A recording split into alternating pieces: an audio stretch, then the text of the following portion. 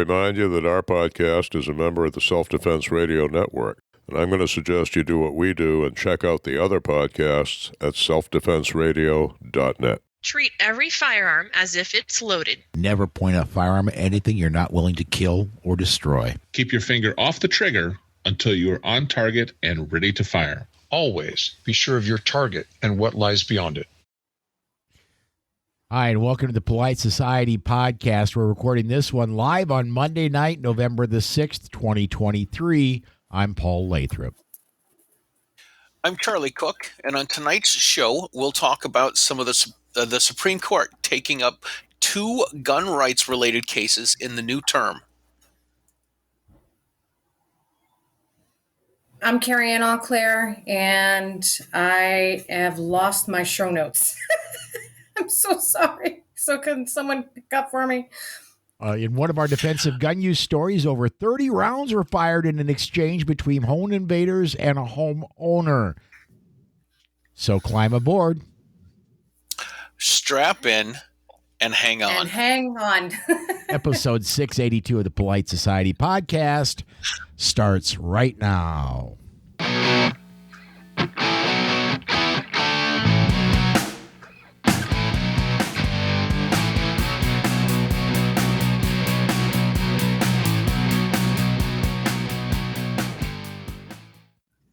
All right, it's Monday night. It is just after 7 p.m. in the Central Time Zone, the only time zone that matters.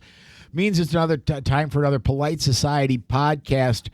Rob is out this week. John is out this week. Amanda's out this week. There's a few of us left. Charlie, you're up first. What's been going on with you since the last time you were on Polite Society, man?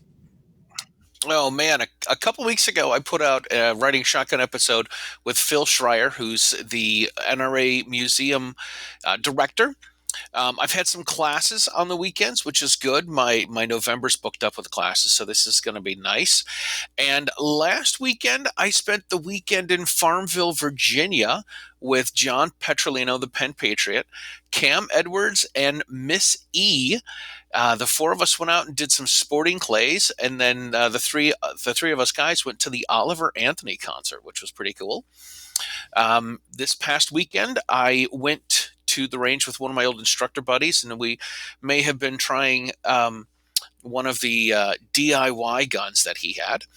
And I've been tweaking my plans for SHOT as well. This year I'm going to have an assistant with me, and that takes some planning and organizing. So that's what I've been going on. That's been going on with me. Kerrie Ann, what's been happening with you? You haven't been on in a while. No, I haven't. I've been actually pretty busy. So last weekend, I had an amazing class for some folks getting their license to carry. And then the weekend before that, we had an awesome event with Senator Michael Moore. It was a co-ed all-day event. So that was really awesome. And the weekend before that was a Women's on Target event. So I've been very busy with Gun Owners Action League and my own business, and I'm actually doing a Refuse to be a Victim class for my local town for the Counseling on Aging this week as well. So it's really awesome. Been busy. All right, Charlie, I want to how dangerous was it for sporting clays while you were out there? Did you take your limit? So. The man that runs we were at the Central Virginia Sporting Clays in Palmyra, Virginia, and so we got there. We talked to the owner. His name is Brad. Brad asked us. He's like, "Hey, do any of you guys know how to pick? Do any of you guys have a lock picking set?" And we're like, "No." He's like, "I know how to pick locks, but I locked myself out of my house," and he was a little taken with that. So we, Cam had to go into the office and sneak a score sheet and a clipboard for us. And we got to the stations, and he has signs. He has a yellow sign, a red sign, and an orange sign. And we didn't know which one was the hard, the easy, and the difficult. So we thought the white one was the easy one. Right, because that seems like it would make sense, and the red one would be hotter or spicier or harder. And the The white one was the hard one. We found out the next day when we went to visit Brad. So both of all of us shot well under 50. So you took the John Wick difficulty is what you're saying. We had no idea. We're like, these are really fast. John actually accused the owner, Brad, of hitting the sauce when he made these when he set these targets up. And the cool thing about the targets, the cool thing about this particular Sporting Clays range is that every 30 days he goes out and sets up a new course. And I did interview him while we were down there, and he was telling me that he not only does he change it every month, but he doesn't do anything that he actually can't shoot, and he can't hit some clays on. So he said it takes one day to set everything up, and then he goes back the next day and shoots the course, and whatever, does the whole deal to make sure it can be shot. So we ended up not getting as good of scores as we thought, and I hate to admit this, but John Petrolino beat me. Oh, yeah. It was pretty sad. I think I had like 35 out of 100. And John maybe had, I don't know, 42 or something, 41 or 42. It was pretty bleak. Okay. Wow. All right. Yeah, but it's still a good time. So that's what really counts. That's the whole thing. Is did you enjoy yourself and Sporting Clays? I mean, to be honest, I center most of my work in firearms around defensive firearms usage, and so Sporting Clays is well outside what I would normally do myself. I haven't been I haven't been Sporting Clays shooting since I was 22, 23, 24, somewhere in there. Right. And wow, it's a lifetime ago since I've done it. Sure. It's fun to do. The camaraderie, of course, is always fun. The unnamed competition is always fun as well. But John and I always seem to talk about the FUDs while we're out doing FUD activity. Well, and I've got to get this in. The FUDs. Penn Patriot, speaking of the devil, the red was the easy one. So, yeah. Who would have thought red would have been the easy one? I mean, really. So we ended up shooting the hard course. We did a horrible job and had a great time. All right. Well, let's go ahead. We're going to step aside to our break here. Before we do that, I need to remind you all, we are a proud founding member of the Self-Defense Radio Network. If you are watching live on YouTube or Facebook or anywhere else where you can watch live, you can see right there, we are there. Self-Defense Gun Stories, Armed Lutheran Radio, Eye on the Target Radio.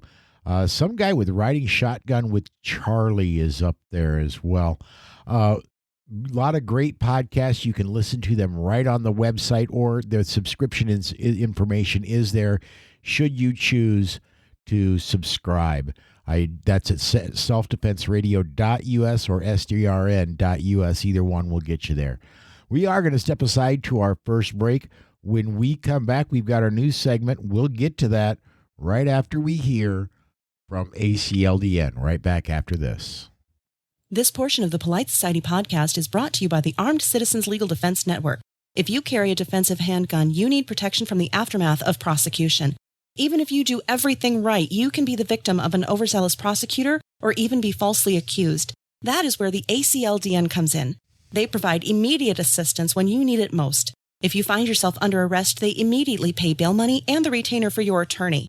Additional funds are available for trial and civil proceedings. Beyond the money, they have far and away the best team in the industry, providing you invaluable information and training DVDs that are included with your membership and who stand ready to work with your lawyer on your defense. People like Masad Ayub, John Farnham, James Fleming, Tom Givens, Emmanuel Capelson, Dennis Tueller, and led by Network President Marty Hayes. Initial membership is only $135 for your first year, and you get 8 incredible training DVDs and other educational material when you join. If you don't have tens of thousands of dollars to defend yourself at your disposal right now, you need to be a member of the ACLDN. Go to armedcitizensnetwork.org and become a member today. And please mention that you heard about them on the Polite Society podcast. All right, we are back, and news segment. This, of course, we have to do this every week. I want to remind everybody, if you want to comment about any of our news stories, get them up, and we'll get your comments on the air. First one, the Seventh Circuit overturns injunction against Illinois' assault weapon ban, says AR-15s aren't protected arms. This is a Cam Edwards story. I'm just going to hit the first paragraph here. On the face of it, Friday's decision by the Seventh Circuit Court of Appeals to overturn an injunction against enforcement of Illinois' recently enacted ban on assault weapons and large-capacity magazines doesn't change circumstances on the ground. The three-judge panel that issued the decision had previously stayed U.S. District Judge Stephen McGlynn's injunction while the state appealed, so law has been in effect throughout its litigation. This does set up, and I do believe this is going to be going before the Supreme Court. Will it happen this year? I don't know. This does set up a circuit split where the Fifth Circuit has said you can't do that. Seventh Circuit has said, of course you can do that. This I do believe is going before the Supreme Court. It's a disappointment for our friends in Illinois right now, but and honestly for those folks in Maryland and California and other places that have an AR-15 ban or an assault weapons ban, but it will make it to the Supreme Court, and it could even make it this year. Kerrie Ann, I'm gonna lean on you first because it's been a while since you've been on the air. What's your thoughts on this one? Well, if you really want my thoughts, I think that it's ridiculous all around. It's unconstitutional. I mean, the problem is when I went to D.C. A couple weeks ago and we met with a couple of reps, a couple of congressmen, they are just not educated to understanding the whole process, and they don't understand the lingo. They don't understand what's going on. They don't understand what assault weapons are. They don't understand that an AR is not an assault rifle. They don't. There's no education. So it's just very frustrating to me because we have it here in Massachusetts, and Charlie can talk more on that, but I don't know. I just think it's ridiculous. It's just ridiculous. Whoops, I hit the wrong button. There we go. Now everybody shows back up. Charlie? So here's when I was, I don't know, probably in junior high or high school, we started learning about civics and all this government and whatnot. I always thought it was interesting that, and I didn't necessarily understand the process, how laws were made and everything that went into how long it took to do things. But I always thought I didn't know the difference between Republicans and Democrats, and I always thought, well, if we have a Republican president, then he can make the laws he wants, and then we're going to have a Democrat president, he's going to change the laws that he doesn't like that the Republican did, and then when a Republican comes back, he's going to change all the laws back from the Democrat. And it sounded completely exhausting. And this is what we have with Illinois and with California, where they say, hey, listen, you know what? High cap magazines are not okay. Well, high cap magazines are okay. This week you can buy them, but next week you can't. And then they're okay, and then they're not okay. And this is the same thing. Ooh, AR-15s are not protected. No, yes, they are. Well, no, they're not. Well, here they are, but here they're not. But here they're, in this state they're okay, but in this state they're evil weapons. Ooh. It's really exhausting. It's really exhausting. I saw some. Yeah, it is. I saw something, and I put it on my Instructing Biz Facebook page, and it was pictures of all of these weapons of war is what it was, and it had things like, it started off on the top was like an AR, and it kind of worked its way back down to an M14, and then it worked its way to a lever action rifle, and then it worked its way to a muzzle loader, and then it worked its way to a bow and arrow, and then it worked its way down to a rock. And it said all of these are weapons of war, and either we have the right to self-defense and we have the right to arms, or we do not have the right to arms. And Right. it's it's insane to me that you can say, well, these arms are okay to have, but these arms aren't. And this is one of the things that aggravates the snot out of me. We sit here and talk about, well, the anti-gun folks talk about weapons of war. Well, okay, you know what a weapon of war is? It's 1911. It's been around since 1911. And of course, the old, people like to say, well, it got us through 2 world wars. Okay, that makes it a weapon of war. But now AR-15s are bad. It's completely exhausting. One of the arguments, it's terrible. One of the arguments in this decision by the Seventh Circuit is because the AR-15 looks like the M16. Big bad, right? Yeah, they're essentially the same thing. And I gotta put a nip in the bud to something here real quick. All right. Going back to when we were going to break, and I said it's been a lifetime ago since I fired sporting clays. I got to get this one. MK says Paul had the flintlock shotgun. Now, I got to correct that. It was not flintlock. It was matchlock. Let's get that right.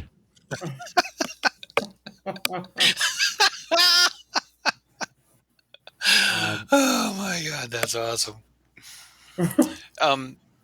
That's great, man. That's great.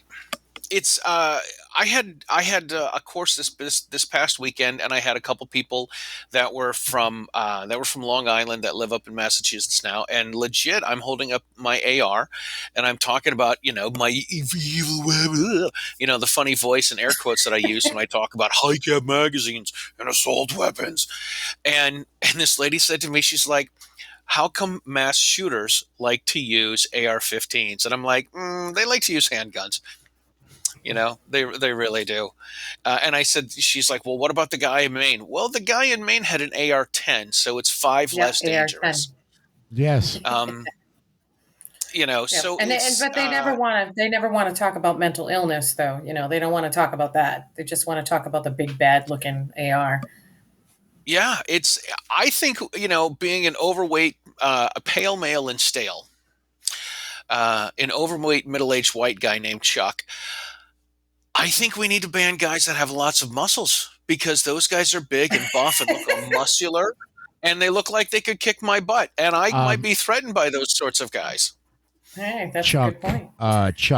Chuck, there's got to be a Chuck. Oh, Norris. Chuck Norris. So he's pale, male, and stale, but he's also Chuck Norris. Yes. He's also Chuck Norris. Exactly. My son told me tonight that Chuck Norris is gonna. I think it was my son was telling me that Chuck Norris is gonna be in another movie pretty soon.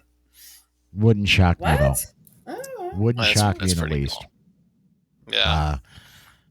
Excuse me. I wasn't talking to my son. It was the Bay State King of Glocks that I was talking with us over with at lunch. All right, let me get Spartan 6, and I was going to go with this, but Spartan 6 beat me to it. Civics was one place where I learned about the government. Schoolhouse Rock was the other. I remember from Schoolhouse Rock. Yeah, I am just a Bill. I remember that. What they didn't show you, and it's a popular Facebook meme, what they didn't show you in that Schoolhouse Rock was the cash trading hands as that bill goes through. Yeah, see, we used to be altruistic and think that you could pass a bill on its merits, but now we know better. It takes a bill and a wad of cash. Yes. Yep. Oh, and this just crossed my radar this week. And now that the muzzle is effectively off of me, and I can talk about whatever I want, whenever I want, whether I'm on the air or not. Bob Menendez, the senator out of New Jersey, has been in hot water. He's got bribery charges. Apparently, they found wads of cash in his sport jacket pockets. When they invaded his home, he's apparently taking money to promote Israel, and his wife got a brand spanking new $100,000 Cadillac SUV out of the thing, and there's tons of cash. So, New Jersey. I mean, it's. Go ahead. I was just going to say they get their salary from being a senator from New Jersey, but that's about maybe a 20th of their income. The rest they have to earn themselves by selling themselves out. Yeah, well, in Menendez's wife's excuse, I think she did get into a car accident, which is what they ended up covering up about her. So she probably needs a new vehicle, right? Well, yeah. I mean, you can't expect her to Uber or Lyft. I mean, come on. Yeah, it's and speaking of New Jersey, Anthony Colangelo likes to say all the time there are three levels of people. There are them, there are the illegals, and you and I, we're the third level. MK says, why can't all states abide by what SCOTUS says? Well, because those states are looking to. It wasn't that long ago. You kept hearing, should Texas secede? We're getting tired of this. Texas should secede from the Union. I honestly believe that a lot of the liberal states are getting tired of the Supreme Court, and they're going to be trying to secede from the Union. I say good riddance. Totally. It's always interesting when you're filling out the 4473 and it says, have you ever renounced your country? And I'm like, seriously? No. Have I wanted to secede? Like, how can I become, the sovereign state of Charlie Cook? That would be pretty cool. There you go. There you go. Oh, now you're not going to become one of these sovereign states people. I'll put that as gently as I can. Are you, Charlie? No. This is where I get really hung up on things. I remember seeing some chart, and it said the progress of people on the left was you were a Democrat, a liberal, a Democrat, a progressive, a Marxist, and a socialist. And on the right, it was you're a Republican, you're a conservative, you're a libertarian, and then an anarchist. And when the gentleman that just put the comment up said that when are the states going to go back to listening to the SCOTUS? I think about the governor here in Massachusetts, and she was only the AG, the Anti-Gun Attorney General, last summer when Bruen went down. But she said, "Oh, we're not going to pay any attention to the Bruen decision." And then she came out the next day when they made the Roe decision and said, "You know what? States have the right to do what they want to do." And she's like, "We're not going to listen to that either." So when the chief law enforcement person of Massachusetts says she's not going to pay attention to the SCOTUS laws or the SCOTUS decisions, then why should I have to listen to her decisions? Like, what makes her better than me? Why can she not follow laws, but I have to follow? They do absolutely think of themselves as our betters, as Yep. Oh my God, yeah. So they totally do. And let me get next comment up here real quick. Warsaw Patriot says, checking in, says, if they're willing to pass a law to violate and contradict the second, imagine if they were willing to vote away their freedom of speech and the right to vote in an election. I could easily see stomping on freedom of speech. I could easily see stomping on your right to cast votes in a free and fair election. And that one is actually closer, I believe, than freedom of speech is. Yep, I agree. Yep. So yeah, I'm not going to say nothing. Let's stick with SCOTUS here. The Supreme Court will decide whether the Trump administration's ban on bump stocks implemented by the ATF in 2018 after the Route 91 Music Festival shootings in Las Vegas was a proper exercise of agency authority or an overreach on the part of the administration. On Friday, the court granted cert in a case known as Garland versus Cargill, one of several cases that have been bouncing around the lower courts since the ban was first put in place. The court's granting of the case wasn't exactly a surprise for a couple of reasons. The Solicitor General had sought Supreme Court review, but there were also splits in the federal appellate courts over the legality of the ban. This circuit has ruled the bump stock ban was improperly put in effect, while the D.C. Circuit, 6th Circuit, and 10th Circuit have all allowed the ban to remain in place. Another Cam Edwards story. And, guys, look, if Congress doesn't pass it, the ATF cannot ban anything. Congress has that authority, and Congress doesn't even hold the authority. The Second Amendment says they don't. So nobody has the authority to ban specific types of weaponry up to, my opinion, up to and including nuclear weapons. If I have the financial ability, the technical ability, and the wherewithal to build a nuke, it's nobody's damn business but mine whether I do it or not. Sure, and think about what you will about Elon Musk, but he's making space travel easier and quicker than NASA does, And cheaper. Yeah, Right. Shocking. Yeah. You can do it cheaper than a federal government agency? No. Right. So I mean, it shows you if you put things in the hands of the public, and in the hands of the capitalists, then that drives the price down and makes it more accessible to more people. Imagine if they could do things like, I don't know, privatize the post office. Do things like, get rid of Social Security and put that money in private hands. What would happen with that? It's just, I'm of the age now where I'm kind of resigned that Social Security will not go away. It won't be there for me. I'll be able to draw Social Security another 10 years or so. It won't be there when I get there, but the money I paid into it is just gone. Absolutely. Yep.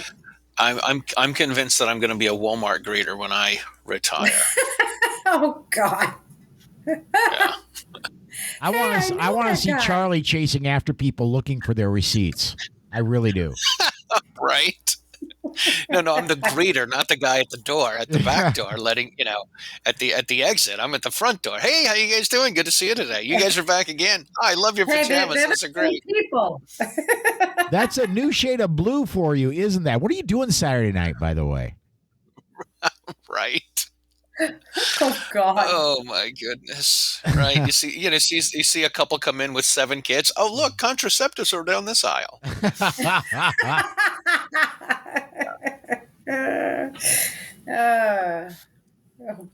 We're all right. We're off the rails. Yeah. Well. Yeah, a little bit. Let MK is trying to get us back on the rails. I prefer FRT force reset trigger than a bump stock. You know what? I do too. I have fired a bump stock firearm, and I talked about this on Sunday night show. I have shot a bump stock, and I did it in the best possible way. It was at SHOT Show. Wasn't my firearm. Wasn't my ammo. I didn't pay for anything. They handed me the firearm and a couple of mags, and they said, "Have fun," and I did. Now the thing is, are they accurate? Oh, hell no. Are they easy to control? Oh, hell no. But are they fun? Oh, absolutely they are. I can think of exactly one thing that they're good for. If SHTF, if the stuff hits the fan, it's good for making people keep their heads down. Because you're not going to hit anything with it. But right. As long as you're releasing rounds, it's going to make people keep their heads down. It's covering fire, I believe, is the yes. Is the term. It's the term. So.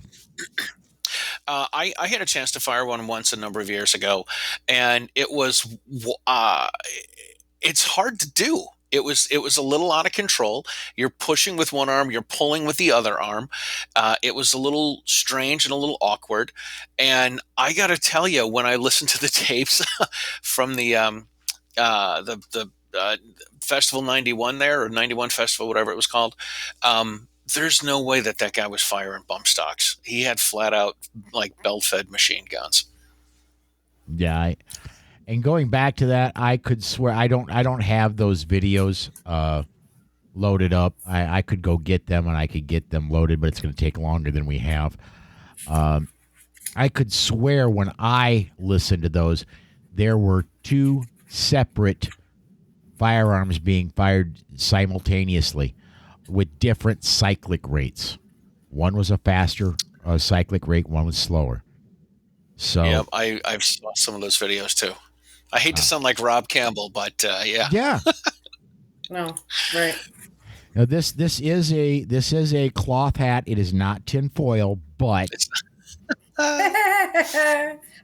and by the way, it is. I doubt you. No, we're not. You're going to be able to say just a little bit of discoloration on the bill. It is signed by Jerry Mikulik, so eat your Oh, hearts out. nice. Love that guy. very cool. Speaking of, Dana says, I prefer Jerry Mikulik's trigger finger.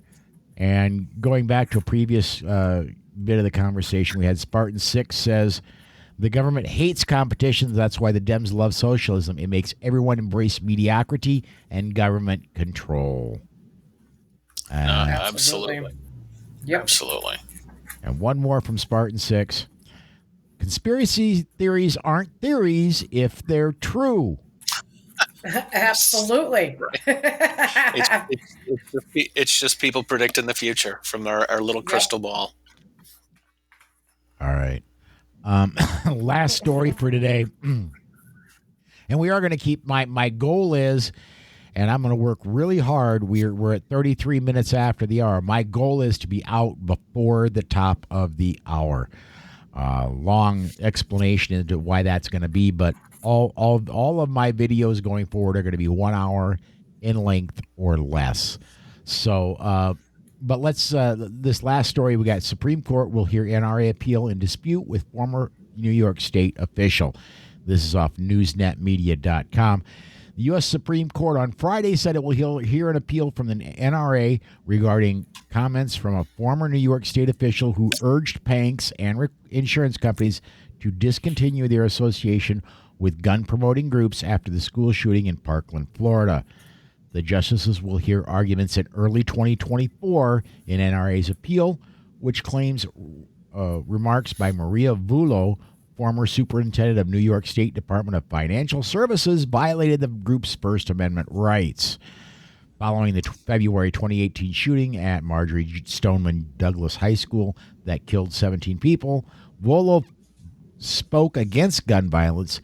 She issued guidance letters to businesses and a press statement urging banks and insurance companies to consider reputational risks arising from doing business with NRA and other gun rights groups. And they actually went farther than that, in that they really put strong-arm tactics against a number of high-profile New York financial institutions and made them back away from, for example, Lloyd's of London. I remember getting brought up, dropped the NRA, some of the NRA programs, and I'm glad to see this. Can you pull up that comment again that says the government doesn't like competition? Yes. Yeah, exactly. Right. The government. The government certainly has no business telling businesses how they need to run their business. Yeah, the government hates competition. That's it. Not just that. I mean, how is it? If a bad guy's doing bad things with a gun, how is it anyone else's fault? How is it the NRA's fault? It's like, saying that just because someone was driving a Ford car and was drunk and now you're going to, anybody that does business with Ford, you're going to, I just don't understand that. It makes no sense. Yeah, it doesn't. It really takes the responsibility away. That kind of stuff takes the responsibility away from the people that are responsible for drunk driving, or the people that are responsible for shooting, mass shootings, mass murders. Yeah, 100%. Let's Aren't they trying to do that with gun dealers too? Like gun. Well, if the banks are urging them to not work with these groups, then these businesses, then they're not going to be able to use their credit card processing machines, and Right. not going to be able to use their bank accounts from those banks. Yeah. All right, now I just got a homework assignment by Spartan 6. We've been talking about this for a while on this show. Spartan 6 says, by the way, Steven Crowder leaked the Nashville Murderers manifesto earlier on YouTube and Rumble. Some of it was very interesting. I'm going to have to go to Rumble and look up Steven Crowder, and because we ever since that shooting in that Nashville school, we've been saying, where is the manifesto? Where is the manifesto? And it's been deeply hidden. There's got to be some things in there that are extremely damaging to the gun control crowd, or it would have been out in a hot second. I did see an article about it. I shared it on my instructor page, Facebook page, and what's interesting is the article that I shared. I think it was from a news station out of Nashville. Facebook wouldn't share it for some reason. I thought that was kind of interesting, so I had to. Yeah, I had to put the link in the comments, but this person, I'm using that term loosely. This person set out to kill a bunch of people, and they came out and said, you know what, we're going to go after all the white people and all sorts of stuff. So yeah, they went out intending to kill people. The main shooter was the same in that they, when the anti-gun folks come out and say, we need stronger background checks, we need a cooling off period when people buy guns. I saw something that said the main murderer went out and tried to buy a suppressor 2 months beforehand. So it's not like he's like, I'm doing it this Friday. He's like, I'm doing it on some day, and maybe it's this Friday. And if this Friday doesn't work out, it's going to be the next Friday, or it's going to be the next time. So these people, these murderers, make plans. And they go through a whole thing where they plan everything out and they fantasize about the number of people they're going to kill. Right. And we don't get to choose that day. I'm looking at a story from MSN.com. Admittedly, not exactly an entirely reliable source of information. And they're simply writing on what Spartan 6 has said, is that Crowder is Crowder's going to be sharing it. So I'll look into this. I would say check back Wednesday, which is the next day I'll be broadcasting, and I'll have more about that. I'm sure that when Rob Morse joins me on Wednesday, by the way, he's underwater tonight. This is why he can't join us. The webcams just don't work so hot when they're 30 feet underwater. Right. Nope. Can't be good reception down there. Well, and with that big, with the regulator in his mouth, it's the ability to talk is sometimes right, hard to understand. Yeah. So, all right, let's do this. Let's go ahead and step aside to break. We're going to come back with our defensive gun use segment, and we'll get to that right after we hear from the Complete Combatant. Right back right after this. This portion of the Polite Society podcast is brought to you by The Complete Combatant. The Complete Combatant is designed for a broad base of citizens that range from students that don't own a gun on up to advanced students that train often. The Complete Combatant offers several different courses that build upon each other, from avoidance, using verbal commands, and preparing for contact, lethal versus non-lethal decisions, your 911 call, interacting with the police, to even dealing with the legal system in the aftermath. The Complete Combatant courses are a layered approach for all levels of experience that will walk you through all the many stages of decisions while developing a game plan tailored to your skills and your everyday carry. Please visit www.thecompletecombatant.com and make sure you mention this ad to receive 15% off. Again, that's www.thecompletecombatant.com and mention the ad for 15% off.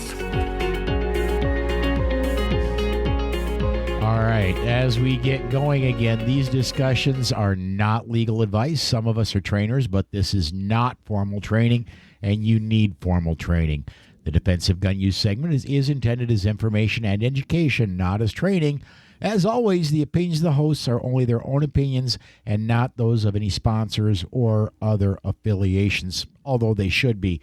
Charlie, you got our first one out of Auburn, Washington, man. Charlie, is Charlie frozen? I think he is. I hear him. Ah, there he is, Charlie. Hey, back All it is. right. Okay. We're All right. I don't know if frozen. it was my connection or you guys. Gotcha. Kerrie and I were able to talk to each other, so Yep. All right. it's all on you, Well, dude. And Auburn, Washington, go. Wish me luck. Yes. Auburn, Washington. Video doorbells have become prevalent over recent years, and many times they have helped justify defensive gun uses as self-defense. At 2 a.m., 3 masked men attempted to burglarize an Auburn home. The neighbor told the press that they woke up, heard glass shatter, and then alarms go off. It was several shots being fired that woke them up.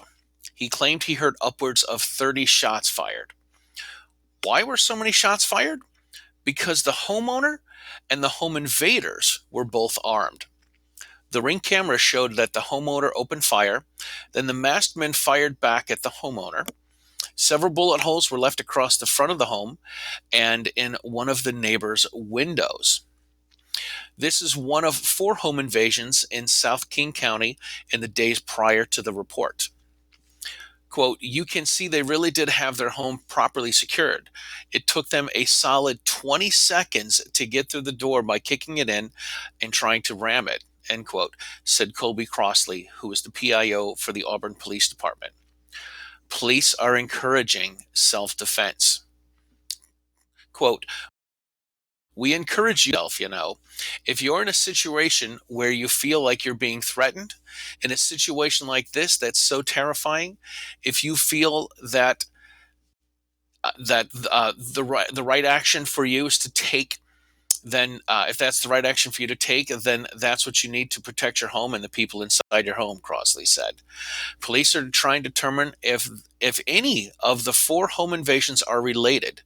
3 of the 4 victims are Asian, but have not been able to determine the motive to the invasions. So there's a lot of good things to learn from here. Well, yeah. Number one is make sure you've got a real door and that it's really locked and really secured. That probably saves some lives. The other lesson I would like to take out of this is the door is a fatal funnel. Once they start coming through that door, there's your opportunity. Don't spray the front of your house. But once they start coming through that door, they're framed nice and tight in there. That's your opportunity right there. Absolutely. One of the things that I often tell people, particularly that live in occupied territory here in Massachusetts, is buy yourself a Glock and buy yourself a pre-1994 magazine, because bad guys have friends. Yep. 3 guys broke in here, and if you've got your Joe Biden special, your double barrel shotgun, and fire 2 blasts into the air, and then you got a stick. So you need high cap magazines because bad guys have friends, and more you're seeing a big crowd of people. You see 3 or 4 guys break into a house. Charlie, whenever you and I are together, this happens. Going back to old movie quotes, get rid of that nickel-plated sissy gun and get yourself a Glock. From The Fugitive. So how many of you have a flashlight attached to your firearm? I do. Now Yep. you got. We were I have to just talking qualify about that. I have to qualify that on one of my firearms. I have a flashlight attached. Another has a laser. I'm a fan of accessories on firearms. I really am. We were just talking about that 2 days ago with somebody, how, if something like this did happen and it's in the middle of the night and you're in pitch black, you need to have accessories, flashlight, laser. We were just talking about that. So I'm wondering if this, homeowner had that on their firearm. Curious. Yeah. But good for them. Another lesson. Another lesson that we all know about is when seconds count, police are minutes away. It took them 20 seconds to break in through the door. Sounds like a long time, might feel like a long time, but it's not enough time to call the police and have them get there. No. Especially when you're trying to get everything ready to prepare to protect yourself. It's just goes slow motion. Slow motion. Yeah. I'm going to say this. If you're going to be calling 911, hit 911, hit dial, hit speakerphone, set the damn thing down. Yep. Oh, yeah. I tell people, too, if there's another person in the house, have them call 911, or you call 911, put it down, put it on a speaker, and have them start recording. Because it's a backup. Yeah, it absolutely Video is. record. Yep. Absolutely. Or if you these doorbell cameras, those are good things. I really wish a lot more places had them. How do I put this? It could be a double-edged sword. Make darn sure you're doing everything absolutely right if you know it's going to be on video, because that video will come out. Oh, if nowhere yes. else, it's going to come out when you're in court. Say that I've been a huge advocate of, and tomorrow one of my goals is, I've got 2 goals for tomorrow. Number one is the Rahimi case is getting oral arguments tomorrow for the Supreme Court. I'm going to be tuning into that. Second thing, over in the other room, when I had my accident in late September with my RAV4 on the way back from Gun Rights Policy Conference, I've got the dash cam from that car sitting in the living room. I'm finally, after a month and a half almost, going to get that thing into the studio tomorrow. I'm going to be pulling the video of the accident off that dash cam, and I'm going to review it myself, make darn sure I didn't screw up. Yep. And you know what, too? They have dash cams, so we have a dash cam that records inside the vehicle on the outside of the vehicle. So I think that's super important, too, because it actually records the people that are driving behind you. So if someone's hitting you. Yeah. Yep. Absolutely. Those are awesome. Let me get... That's probably got to put you on your best behavior when you're driving, right? Oh, it definitely does. See, Charlie, you were on my dash cam when you were doing the... Yes. Yeah. TC trip. I had my own cameras going, okay? Yeah, 2 of them went out. I know. Well, I only had 5 in the car. Oh. Only 5. Plus yours. All right. MK wants to know if I set my Glocks back Sunday. Let me tee off on that for just a second. I despise daylight savings time. You're not saving a darn bit of daylight. I agree with you. Ridiculous. If for people who live in the northern latitudes, like I do, my grandchildren last week were going to school in the dark because of daylight saving time. Sunrise doesn't Sound start. Like Charlie. Sunrise doesn't happen this time of year if you're on daylight saving time until 8 o'clock in the morning. Coincidentally, it's the same time school's starting. I thought they were going to stop that. Literally, I thought they were going to stop that. Didn't they? Wasn't there a rumor going around that was going to end? I don't think it ever is. The good news for your grandkids, Paul, is they'll be coming home when it's dark as well. Yeah, well, yeah. It starts getting dark here about 5 o'clock. Most schools get out between 2:30 and 3:30. So, yeah, it's I told someone today, I'm like, the only thing that gets me through the time change, I don't feel it until Tuesday. Like that's when it finally kicks in. But the only thing that keeps me going is December 22nd. The days start to get longer again. Yeah, and that's the only thing I got. I'm gonna. Daylight saving time is nothing but a lazy man thing. If you want an extra hour of daylight, super duper easy. Get your butt out of bed before Oh, really? sunrise. Exactly. There you go. Absolutely. All right. All right, let's get back to it. Yeah, Webster Groves, Missouri. Using a firearm to defend property is not recommended everywhere but Texas. However, if you're in your vehicle, that's gone from simple theft to carjacking. Webster Groves is in the St. Louis area. It's been a problem plaguing that area. Hot Shots Bar is in a strip mall. And by the way, Hot Shots Bar, I don't know that I'd want to really be close to something with that name. Hot Shots Sports Bar is in a strip mall. Just after midnight on a Saturday, the victim was sitting in his car when he heard glass breaking. He got out of his car and saw two men wearing black ski masks running toward him. Quote, when you have two individuals have black ski masks and they're coming at you at a high rate of speed after committing several felonies, any normal person in their right mind would fear for their life. That was Lieutenant Jillian McCoy of the Criminal Investigations for the Webster Groves Police Department. That's why, she said, as the man fired his gun, killing a 19-year-old suspect.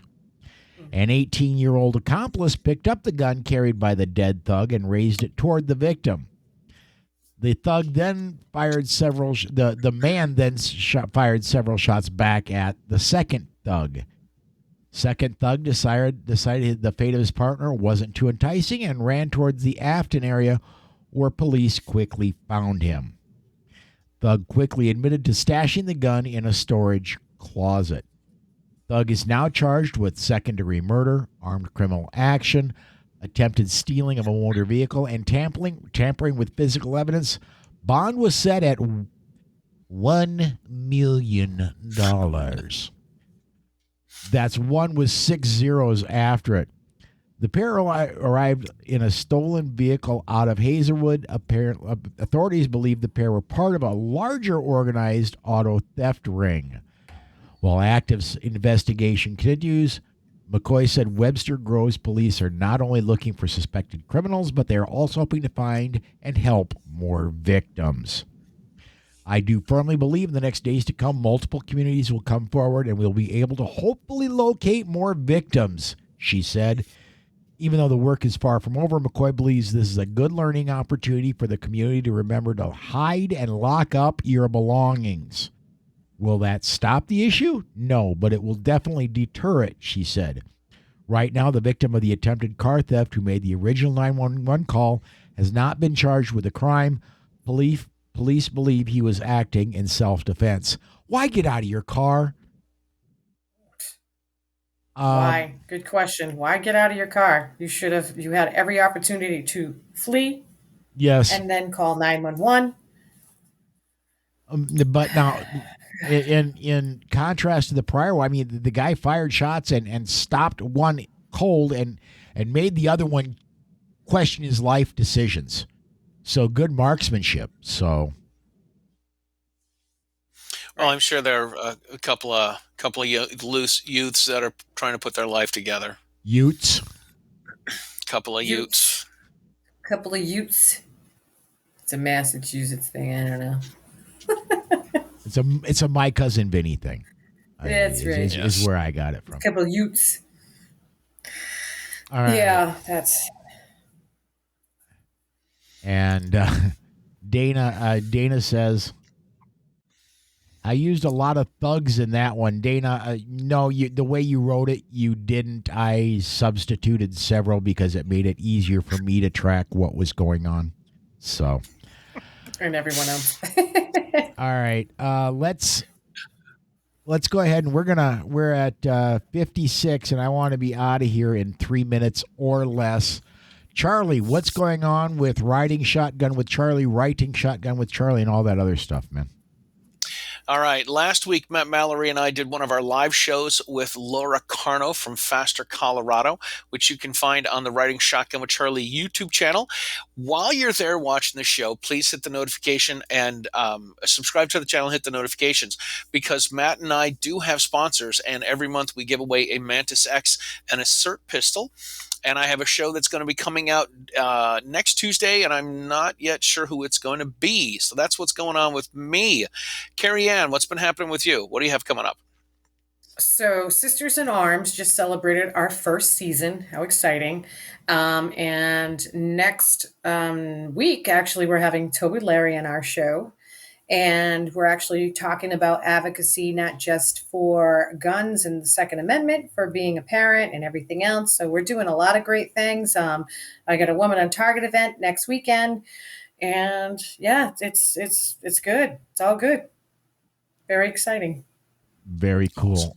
On my end, come join Rob Morse and I. At least I hope it's going to be Rob Morse. He's told me he's going to be above water by then. Rob Morse and I are going to be here Wednesday night for Polite Society News. This coming Friday is Training Friday with Tom Walls. And Sunday we'll have our normal Week in Review show. So that is going to do it for us today. By golly, we're getting out of here in under an hour. That does it for us today. Thank you, everybody, for watching. Thank you, podcast listeners, for listening.